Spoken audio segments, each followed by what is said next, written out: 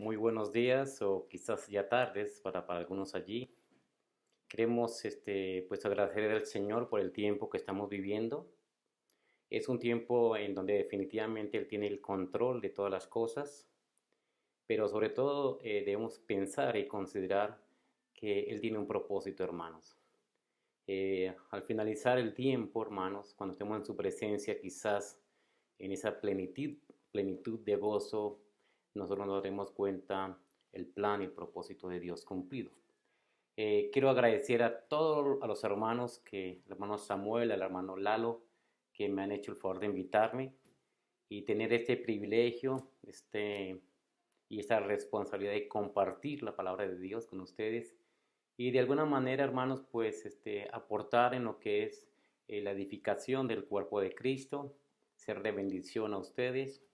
Quiero que sepan que junto con mi familia le amamos a los hermanos de allí del Centro Evangélico La Forestal, a quien enviamos un saludo muy grande, hermanos, de verdad.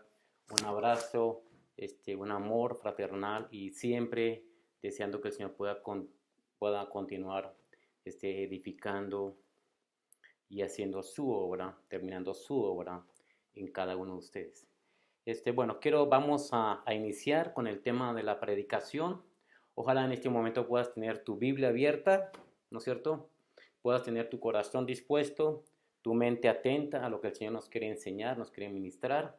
Y vamos a orar y vamos a ver la dirección de Dios para el tiempo de la predicación. Vamos a orar.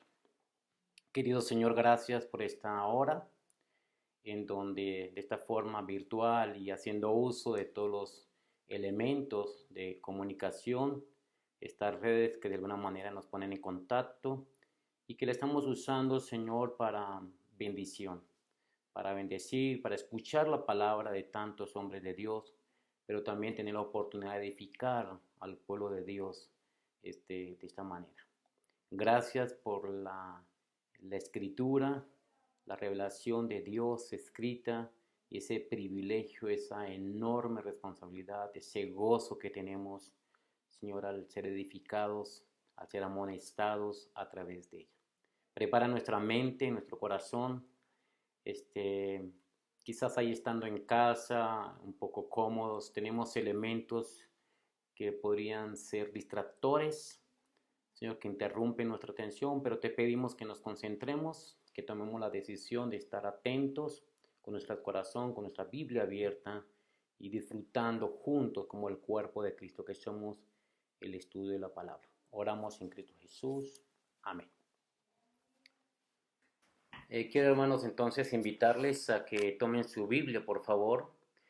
Vamos a la segunda carta que Pablo escribió a Timoteo, la carta que ustedes han estado estudiando de una forma consecutiva, texto por texto, ¿no es cierto?, capítulo por capítulo, y ahí están resolviendo cada tema que presenta esta carta. Entonces vamos a leer este capítulo 4, vuelvo y digo, versículos 6 al 8. Solamente vamos a leer tres versículos en esta hora. Dice la palabra, dice yo, porque yo, dice, ya estoy para ser sacrificado, y el tiempo de mi partida, dice el apóstol Pablo, está cercano. He peleado la buena batalla, he acabado la carrera, he guardado la fe. Por lo demás me está guardada la corona de justicia, la cual me dará el Señor juez justo en aquel día. Y no solo a mí, sino también a todos los que amamos su venida. San hermano, nosotros colocando un poquito y trayendo a nuestra memoria todo el contexto de lo que Pablo está viviendo, quizá usted ya lo sabe, quizá usted ya lo ha escuchado antes de los otros hermanos, pero creo que es conveniente para entrar en contexto tratar de recordarlo. Nosotros, por la fecha en la cual fue escrita, en el año 67 más o menos después de Jesucristo, podemos, y por el mismo contenido gramatical, por el mismo contenido de la léxico, las palabras, los verbos que usa el apóstol Pablo allí, podemos llegar a deducir o llegar a concluir, hermanos, que posiblemente, hermanos, Pablo ya había enfrentado un juicio ¿no es cierto?, frente al emperador romano, allí Nerón, ¿no? Él lo llevó allí a juicio, ¿no es cierto?, lo llevó a los tribunales, y estoy completamente seguro, hermanos, que Pablo ya había recibido un veredicto, ¿no es cierto?, y una condena. ¿Qué significa eso? Pablo ya sabía que sus días prácticamente eran contados y que en poco tiempo, hermano, llegaría a su ejecución. Usted sabe, hermano, que los romanos, la forma de morir, de hacer, cuando colocaban pena de muerte a un romano, era la guillotina. Entonces Pablo iba a colocar su cabeza en la guillotina, hermanos, y posteriormente iba de esta manera a ser decapitado. Entonces, hermanos, por el contenido de las palabras que Pablo usa, él está dando por un hecho, ¿no?, de que su vida tiene poco tiempo de vida. En ese contexto, hermanos, y a sabiendas esto, entonces Pablo, hermanos, por eso coloca tanto énfasis en el pedido que él hace a Timoteo. Dicho de otra manera, es como si Pablo, hermanos, en este momento está pasando la estafeta, ¿no? Está delegándole la responsabilidad, ¿no es cierto?, a Timoteo de lo que él ha hecho en su vida ministerial, en su vida pública, y siempre con relación a su ministerio, a la predicación de la palabra. Si usted se fija, hermano, mire el capítulo 4, ahí en el versículo 1 dice: te encarezco, dice, delante de Dios, dice Pablo a Timoteo. Pablo teniendo todo un contexto de lo que estaba a punto de suceder, y era su pronta partida, ¿no? Ya había estado ante un juez, ante Nerón, en el Imperio Romano, ¿no? No habían elementos para ser condenado y llevado a pena capital. Todo era injusto, hermanos. Fue acusado seguramente de subversión solamente, ¿no?, de rebelarse en contra del imperio. Y dice capítulo 4, versículo 1, te encarezco delante de Dios y del Señor Jesucristo, que juzgará a los vivos y a los muertos en su manifestación y en su reino. Y le dice Pablo a Timoteo con este énfasis: Timoteo, que prediques la palabra, que instes a tiempo y fuera de tiempo. Redarguye, reprende y exhorta con toda paciencia y doctrina. Y dice, porque vendrán tiempos cuando no sufrirán la sana doctrina, sino que teniendo comezón de oír se amontonarán maestros conforme a sus propias concupiscencias, y apartarán de la verdad al oído y se volverán a fábulas. Pero tú sé sobrio, soporta las aflicciones, etc. Entonces Pablo, en pocas palabras, hermanos, le está motivando a Timoteo, ¿no es cierto?, a que mire más allá del fin de su propia vida, hermanos, de tal manera como él mismo lo había hecho en su propia experiencia, ¿no? Y que sea capaz de continuar con el ministerio, ¿no es cierto?, de la palabra, Aquí, hermanos, entonces podemos parafrasear o podemos ofrecer un tema, un título a la predicación, y sería, por el contenido, sería el testimonio triunfante en la vida del apóstol Pablo. Escucha bien, sería el testimonio triunfante de la vida del apóstol Pablo, ¿no es cierto?, en estos 3 versículos. Y usted nota, hermanos, que el primer versículo, versículo 8, hace referencia a su muerte. Es un hecho, ya está. Él sabe que es cuestión de tiempo, ¿no? Pero ya un dictamen frente a un juicio. En segundo lugar, habla de su testimonio. Y en ese testimonio entonces menciona 3 verbos. Y después habla de su recompensa, ¿no? Una visión con relación al futuro. Un enfoque que él tenía con relación a la eternidad, a estar con Cristo. Entonces, hermanos, hay un autor, un comentarista que me gusta mucho, y él hace una observación de estos 3 pasajes. En el versículo 6, él describe, ¿no es cierto?, el modo como su fe cristiana se expresa en el presente.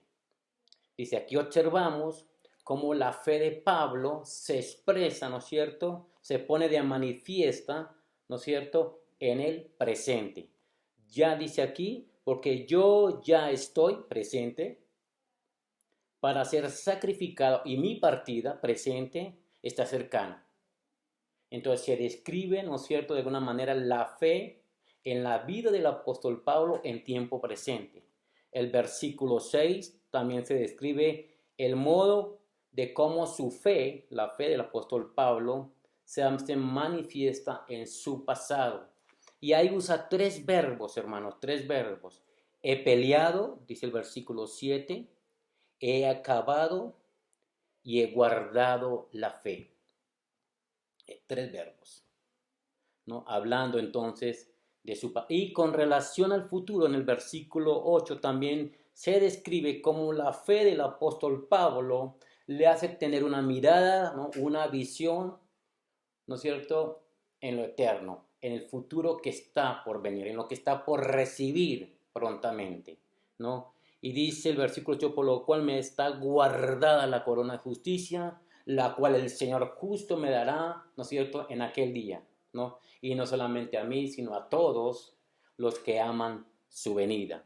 Entonces, hermanos, vamos a ver, a leer, me gustaría, tengo una Biblia aquí en el lenguaje actual, y me gustaría, hermanos, leer cómo se describe esto. Lo voy a leer, es la Biblia en lenguaje actual, y dice 2 Timoteo capítulo 4, versículo, allí el versículo 4, ¿verdad? No, perdón, versículo 6, aquí lo vamos a leer, versículo 7. Escucha bien cómo dice, a mí me gusta mucho, ¿no? Dice, ya falta poco para que yo muera. Ya falta poco para que yo muera. Y mi muerte será mi ofrenda a Dios. He luchado por obedecer en todo a Dios y lo he logrado. He llegado a la meta, pues en ningún momento dejé de confiar y obedecer a Dios.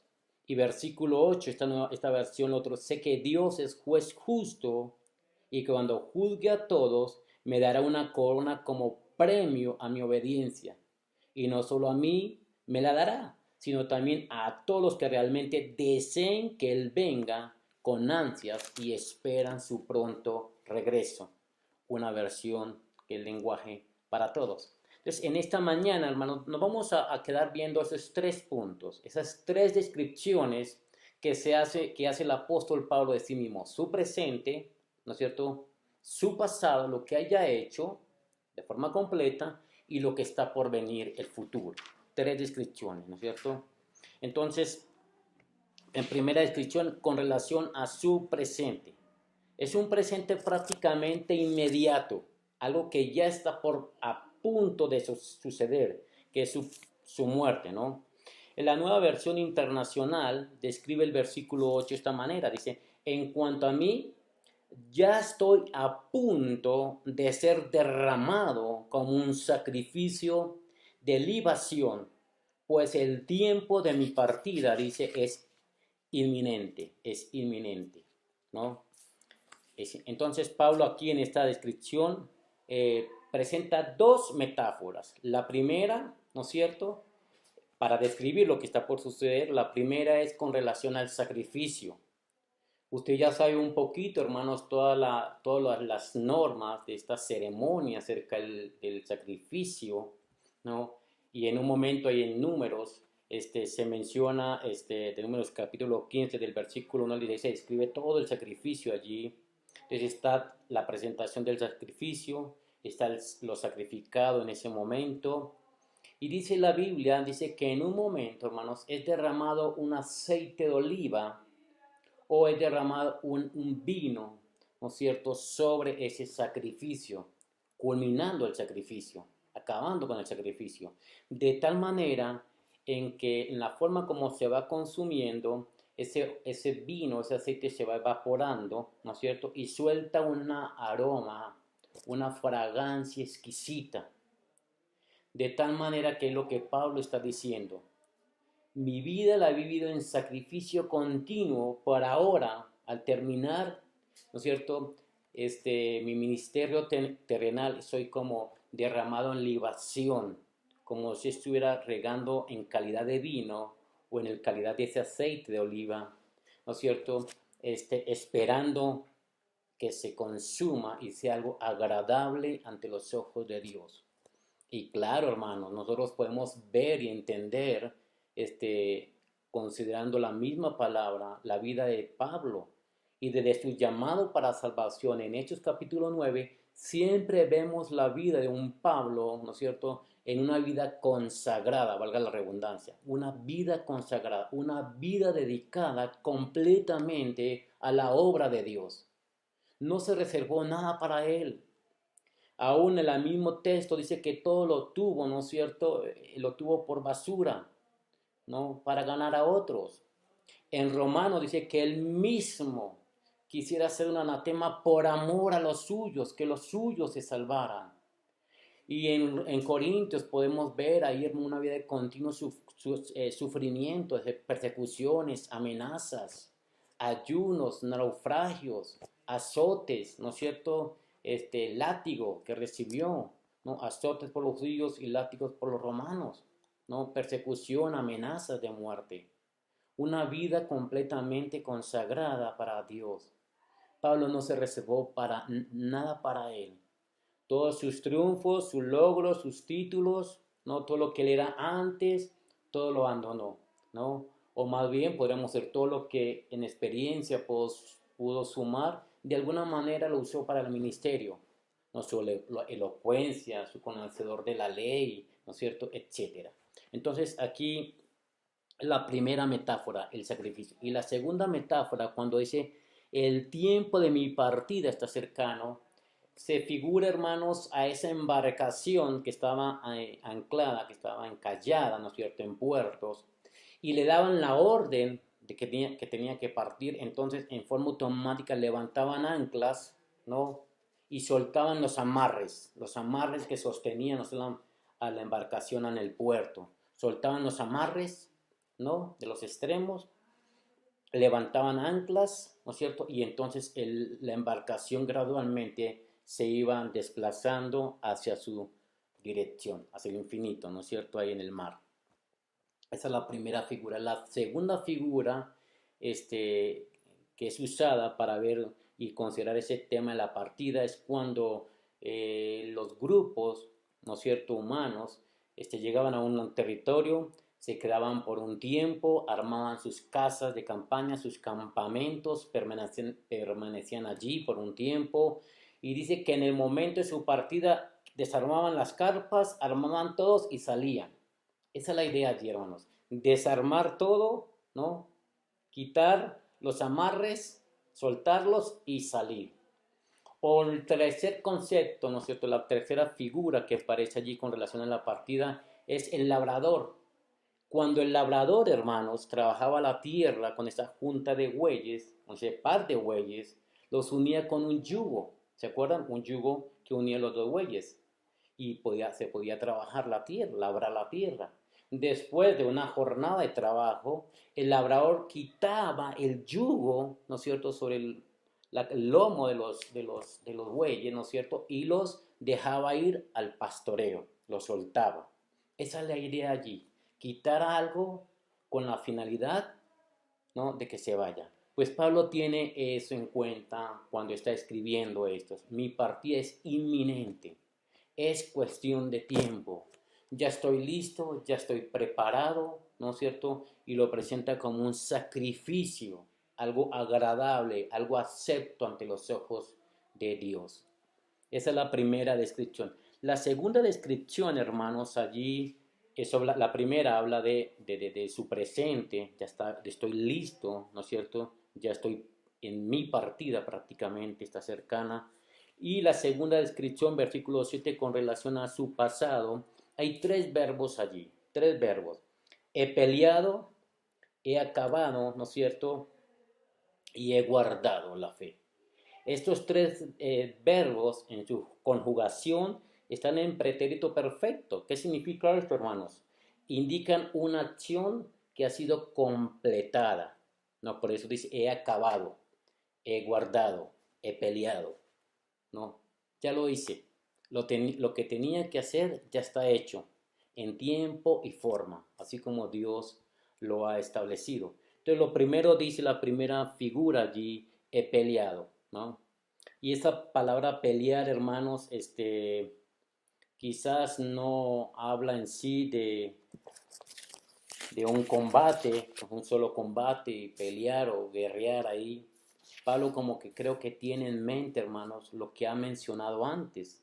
Fíjese conmigo, por favor, tome su Biblia y vaya al mismo libro de Timoteo, 1 Timoteo, por favor. 1 Timoteo capítulo 6 y el versículo dice, pelean la buena batalla de la fe, le dice a Timoteo. Pero en segunda a Timoteo, ahí en segunda carta a Timoteo, búsquelo, usted debe tener su Biblia abierta en este momento, hermano. En segunda de Timoteo capítulo 2, verso 3, dice, tú pues sufre penalidades como buen soldado de Jesucristo. Ninguno que milita se enreda en los negocios de la vida, a fin de agradar a aquel que lo tomó por soldado. Yo pienso que Pablo tiene en su mente, cuando dice he peleado, ¿no es cierto? Tiene en mente lo que antes ha dicho. Esta figura, ¿no es cierto? Una imagen, ¿no es cierto? Hay una metáfora, ¿no es cierto? Para describir que ha peleado de forma legítima, que se ha sometido, hermanos, a las reglas, a los principios, a las formas, ¿no es cierto? Una pelea legítima, ¿cierto? La cual, por supuesto, que él ha ganado.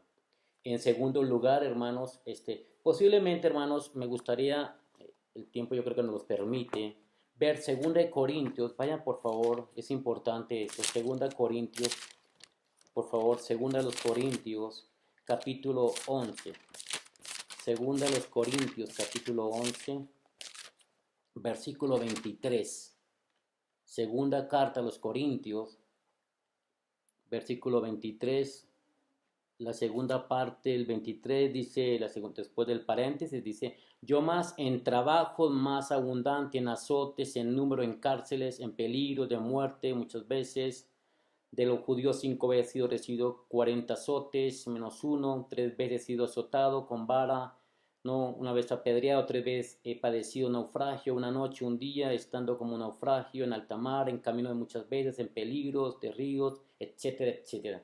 Me gustaría que puedas continuar leyendo el pasaje, hermanos, para que sepa lo que Pablo está diciendo cuando dice, he peleado la buena batalla, he estado al frente, he tenido que estar en el lugar, ¿no es cierto?, que Dios así ha permitido que yo esté, en azotes, en naufragio, en cárceles, en persecuciones, ¿no? En 8 peligros mencionan aquí, hermanos, ¿no? Entre los cuales uno de ellos estar en medio de falsos hermanos, ¿no? Entonces, hermanos, el segundo verbo, regresemos nuevamente a nuestro pasaje de este día, capítulo 4, estamos en el versículo 7. El segundo verbo no solamente peleado, sino he acabado la carrera. Y cuando hablamos de carrera, usted puede pensar con facilidad, y yo puedo pensar seguramente en ese ejercicio, esa dinámica que hacemos para desplazarnos, ¿no es cierto? En los Juegos Olímpicos hablamos de atletismo, del deporte del atletismo, ¿no es cierto? Salir a correr. A mí me gusta correr, yo salgo a correr algunos kilómetros, ¿no? Y quizás en ese dice, he corrido, he acabado, ¿no es cierto?, la carrera. Pablo no está diciendo que ha ganado la carrera. Pablo no está diciendo, hermanos, que llegó en primer lugar. Pablo lo que está diciendo es que llegó a un término feliz, ¿no es cierto? Llegó. Pablo corrió la carrera, hermanos, y llegó. Y si quizás consideramos, ¿no es cierto?, pues lo que representa la vida de un atleta que se prepara para correr y participar en algún tipo de juego, los Juegos Olímpicos, unas Olimpiadas, pues tiene mucho trabajo en su vida personal físicamente hablando, biológicamente hablando, en su vida mental, ¿no? En su preparación de técnicas y ese tipo de cosas, ¿no? Físicamente hablando. Entonces, hermanos, Pablo allí dice que ha corrido la carrera de una forma legítima, ¿no? Siendo perseverante, siendo disciplinado, siendo constante, ¿no es cierto? Y dice, finalmente he corrido la carrera y he llegado. Creo que la meta de cada creyente no es ganar la carrera, es llegar. Que usted y yo, queridos hermanos, aprendamos a correr la carrera de una forma legítima, auténtica, ¿no? De forma auténtica, ¿no? Y terminar. Seguramente eso habla ahí de las normas del juego. Miren 1 Corintios, vayamos por favor 1 Corintios, capítulo 9,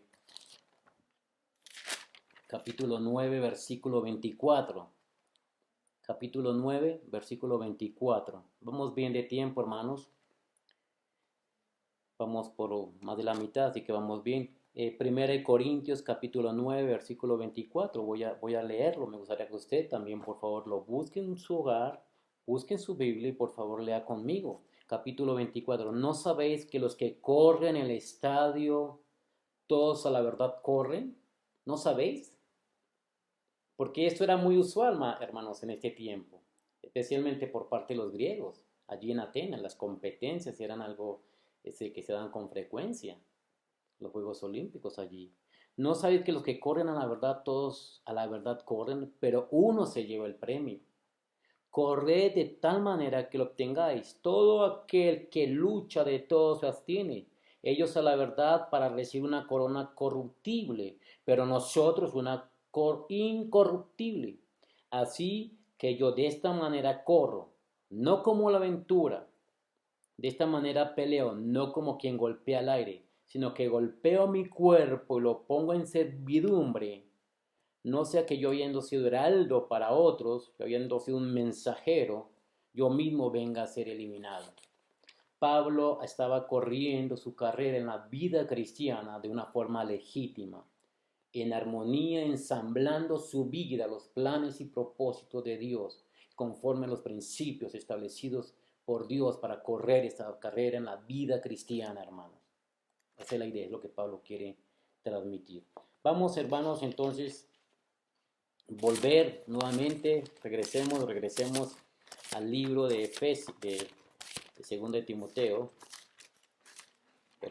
Timoteo, y vamos entonces a observar el tercer verbo. El primero es he peleado, con relación a esa figura de un soldado, ya lo he mencionado antes, Pablo. En segundo lugar, he acabado la carrera, preparándome, corriendo legítimamente, ¿no? Y teniendo cuidado de no ser el mismo eliminado. Y en tercer lugar, he guardado la fe, ¿no? Hay dos verbos para guardar la fe, dos verbos.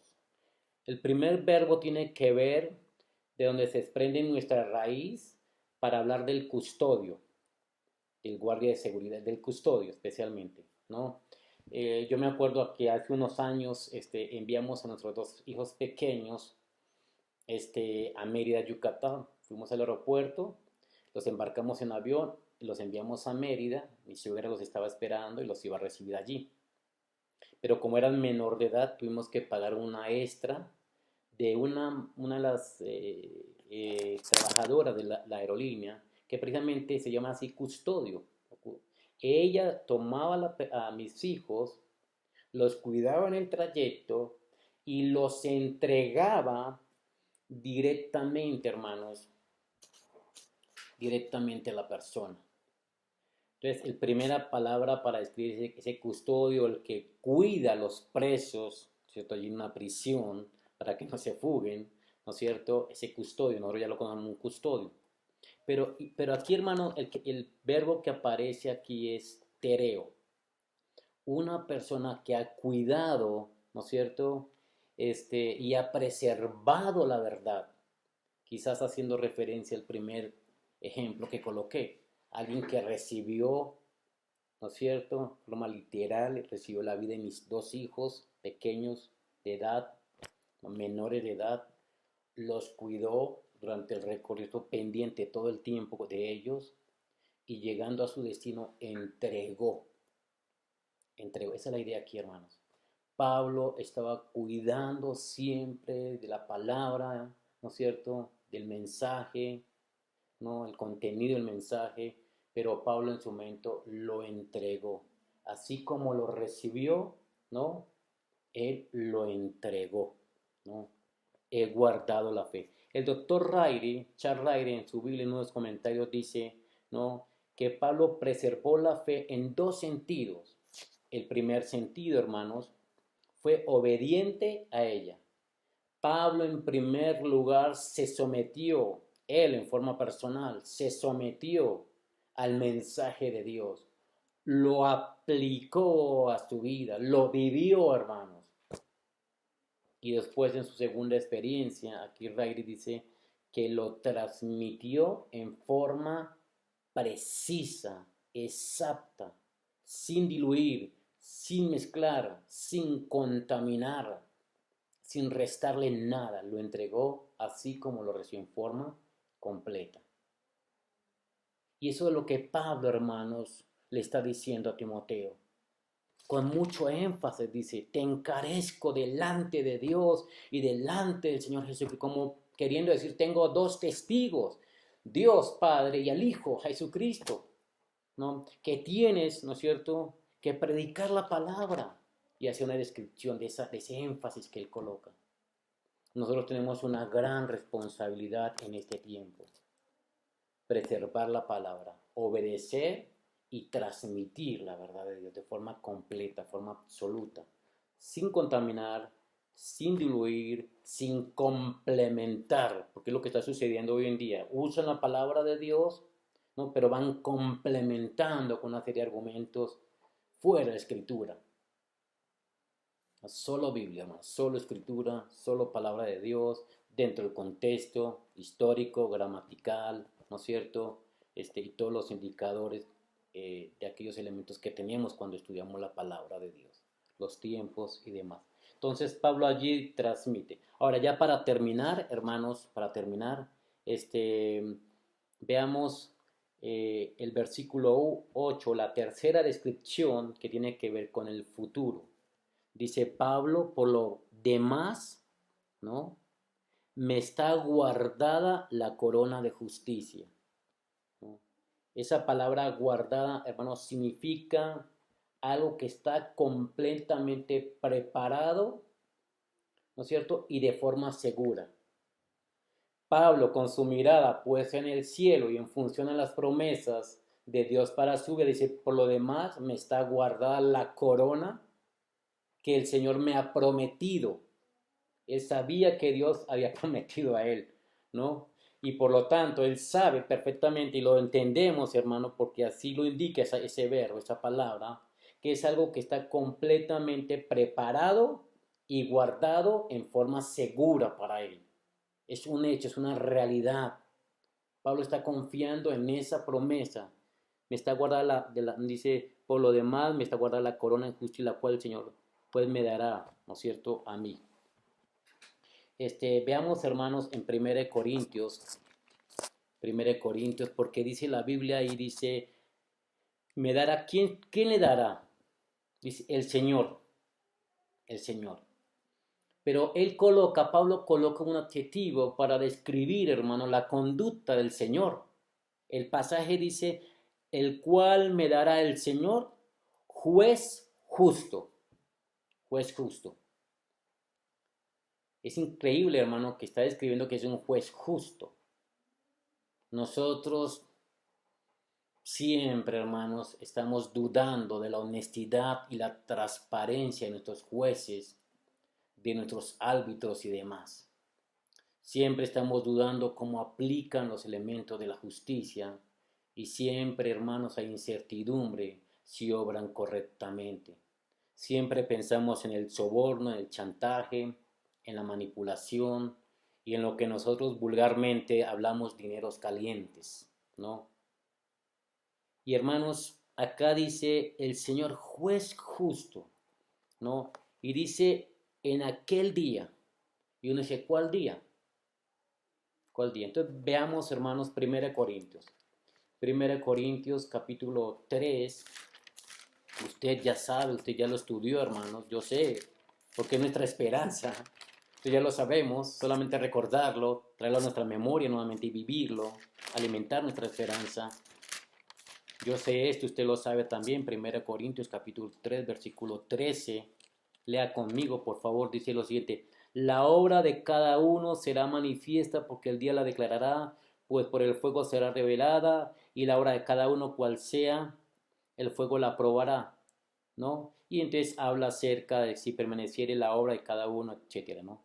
Y miren ahí más adelante en segunda de los Corintios, hermanos, segunda de los Corintios, capítulo 5, segunda de los Corintios, capítulo 5, ya estamos terminando, hermanos, segunda de Corintios, capítulo 5, versículo 10, dice lo siguiente, ya lo tiene, hermanos, segunda de los Corintios, capítulo 5, versículo 10, porque es necesario que, escucha bien lo que la Escritura dice, hermanos.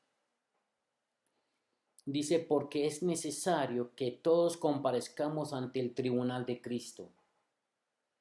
Es necesario, es útil que todos comparezcamos ante el tribunal de Cristo, para que cada uno reciba según lo que haya hecho mientras estaba en el cuerpo, sea bueno o sea malo.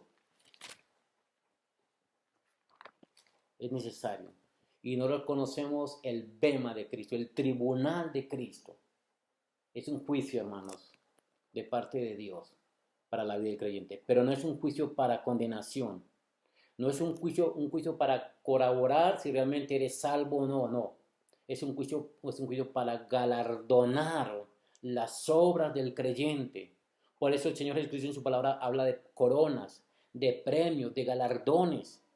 También Corintios dice que algunos allí sufrirán pérdida, hermanos, al no obtener nada.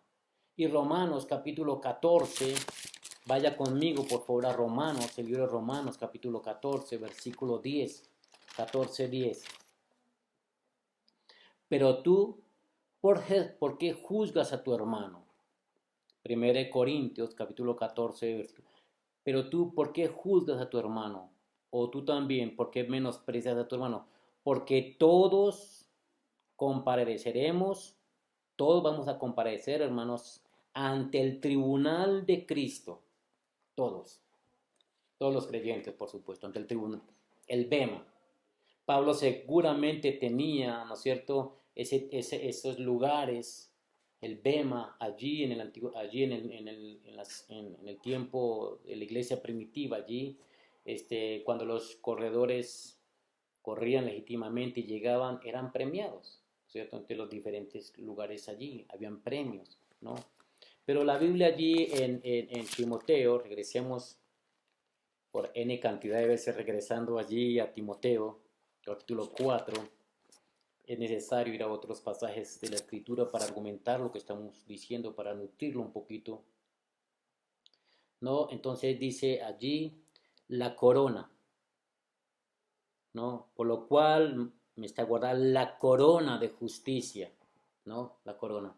Y saben, hermanos, ahora estoy leyendo un poquito Apocalipsis y el otro día me observé, hermanos, en capítulo 4, versículo 10 de Apocalipsis, que dice que los ancianos que estaban allí frente al trono, hablando acerca del Dios, el Padre, el Eterno, el Infinito, el gran yo soy, hablando de él, decía que los ancianos estaban allí bajo la descripción que estaba haciendo Juan de lo que estaba observando y viendo. Dice que observó a los ancianos que echaron sus coronas, ¿no es cierto?, sobre sus pies y le adoraban y le exaltaban, ¿no es cierto? Pues nosotros un día haremos exactamente lo mismo. No puedo considerar cómo es, hermano, porque pensamos que la corona pues era esa corona que se hacía, o esa guirnalda que se hacía de olivo y se colocaba a los ganadores, nuestra corona de galardón, de premiar, ¿no? De exaltar la victoria de un corredor, el haber ganado. Pero ahí dice esas coronas, ¿no?, que fueron lanzadas, colocadas, ¿no?, en signo de adoración, de exaltación, de reconocer la grandeza, ¿no es cierto?, de nuestro Dios y Señor. Ahora, recuerda, hermanos, que en la Biblia hay por lo menos 4 coronas más mencionadas que han sido prometidas para el creyente. En Santiago capítulo 1, versículo 12, habla de las coronas de vida. El Dios justo, os dará en aquel día una corona de gozo, dice primera a los Tesalonicenses 2:19. Una corona incorruptible en 1 Corintios 9:25. Usted puede buscarlo después en casa con calma. Y una corona de gloria en 1 Pedro 5:4, hermanos. ¿No? Allí estamos. Entonces, Pablo va terminando, hermanos, hablando, y es esperanza, ¿no? Lo acabamos de leer, ¿no es cierto? ¿Qué es esperanza? Nuestra esperanza, ¿no es cierto? Dice ahí, el que aman aquel día, ¿no? Y no solo a mí, sino también a los que aman su venida. Hermanos, el próximo evento inminente, escatológicamente hablando, lo que usted como creyente y lo que yo como creyente estoy esperando es el rapto de la iglesia. Que Cristo venga por su iglesia. Y allí van a ocurrir dos cosas: el tribunal de Cristo y las bodas del Cordero. Aquí, hermanos, ocurrirá todo el tiempo que nosotros consideramos, según Daniel, el tiempo de la gran tribulación y los juicios que aparecen de capítulo 6 hasta capítulo 19 del libro Apocalipsis. Y después, hermanos, vendrá la segunda venida, ¿no es cierto?, en donde todo ojo le verá y le contemplará. La segunda venida. Pues nosotros creemos en las dos cosas. Yo en forma particular y en ese orden creo en el rapto y creo en la segunda venida. Yo creo que la separación de tiempo de estos eventos escatológicos es una fracción muy corta. Son 7 años que nos separan de esos dos grandes eventos. Casi nada, hermanos. Casi un abrir y cerrar de ojos, por así decirlo, ¿no? En la presencia de Dios. Subimos nosotros a estar con Él y casi en 7 años, un periodo muy corto, Cristo regresa, ¿no es cierto?, con su iglesia también. Y después lo que pensamos y consideramos nosotros un reino, pero un periodo de 1000 años, de forma literal. Y después cielo nuevo y tierra nueva. Entonces, hermanos, que nosotros seamos los creyentes, ya para terminar, y una aplicación para tu vida y para mi vida, es que sigamos el ejemplo de Pablo, ¿no es cierto?, en su vida presente, que hoy en día, hermanos, con toda la pandemia, no podríamos, hermanos, ni siquiera admitir que el creyente viva con temores, con miedos, con incertidumbre, porque estamos en la pandemia, o que si son juicios apocalípticos, o que si es la ira de Dios, o que si son los eventos de los últimos tiempos, y estamos con un poco de especulaciones y con los creyentes con miedos. Incluso escuché que hay hermanos con estados depresivos por la situación que estamos viviendo. Pues, hermanos, no tiene que ser nuestro caso ni nuestra experiencia. Mi caso es estar preparados en el Señor para esperar su pronto regreso, que Él mande por mí. Pero para que yo tenga esa confianza y esa seguridad de que sea algo aceptable y algo agradable para Dios, debo vivir una vida comprometida, consagrada, separada, dedicada para Él, en donde mi tiempo, las oportunidades, mis finanzas, ¿no? Cómo puedo invertir de mis recursos en la obra de Dios, ¿no? En tercer lugar, Pablo habla de 3 cosas que ha hecho: ha peleado la buena batalla legítimamente, ha acabado la carrera, ¿no?, y ha guardado la fe. Y la fe tiene que ver con aplicarla, obedecerla y transmitirla, ¿sí? Transmitirla, enseñarla. Tu compromiso, mi compromiso, hermanos, es enseñar la palabra de verdad, la palabra de Dios.